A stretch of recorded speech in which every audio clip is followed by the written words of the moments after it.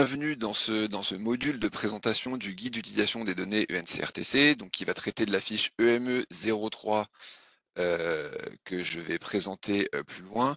À l'heure actuelle, c'est le dernier module prévu de présentation d'une fiche du guide. Heu, Dans l'ordre du jour, on va dans un premier temps parler des objectifs du guide.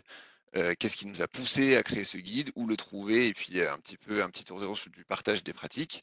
Et dans un deuxième temps, après un temps d'échange, on parlera de la fiche EME 03 et on essaiera de rentrer un peu plus dans le détail de cette fiche pour que vous voyez comment on l'a construit et comment on peut s'en servir. Donc tout de suite, la première partie. Comment est-ce qu'on en est arrivé à créer ce guide et à créer ces fiches? On est parti d'un constat, de base qui est que ce soit pour l'ENC ou le RTC, réaliser ces études, ça demande une mobilisation importante des équipes et donc on avait pour objectif de faciliter l'utilisation des données, qui pouvaient être faites de ces recueils. Malheureusement, il n'existait pas d'état des lieux formalisé de l'utilisation des données, que ce soit les données recueillies par les établissements, donc disons globalement votre classeur Arcane, ou même les données qui pouvaient être restituées pour les établissements qui allaient, jusque dans ces analyses-là. Donc restituer, ça va être, bah, vos tableaux ou les différentes restitutions qu'on pouvait vous faire et voilà, on n'avait pas créé d'état des lieux formalisé de, comment on pouvait utiliser ces données. Du coup, c'est devenu un enjeu assez fort pour nous, que vous utilisiez ces données, dans la mesure où ça participe à un cercle vertueux d'amélioration de la qualité puisque ça vous inclut vraiment dans cette démarche de recueil et ça vous permet à vous aussi de valoriser vos données. Donc on a souhaité développer un ensemble d'outils afin d'inciter au développement des analyses par l'ensemble des acteurs qui réalisent le RTC et le NC. Ce qui a donné naissance au guide d'utilisation des données donc qu'on a publié en juillet 2021.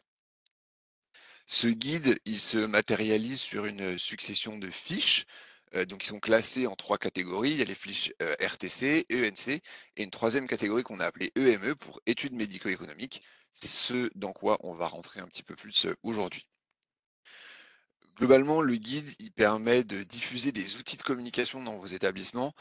On on l'a conçu, avec des formats courts, autour des recueils RTC et ENC. Il y en a beaucoup, par exemple, où vous allez retrouver des petites restitutions, qui peuvent tenir sur une page et imprimables, qui sont assez pratiques à présenter.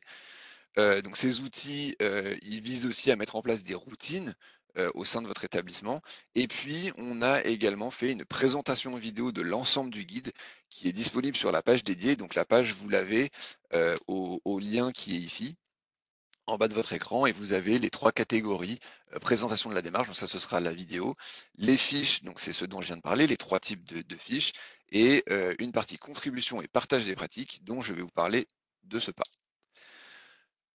On a souhaité du coup que cette démarche et ce guide d'utilisation des données soit une démarche participative. On a donc créé un questionnaire en ligne, donc qui est disponible au lien, qui est là encore dans la présentation.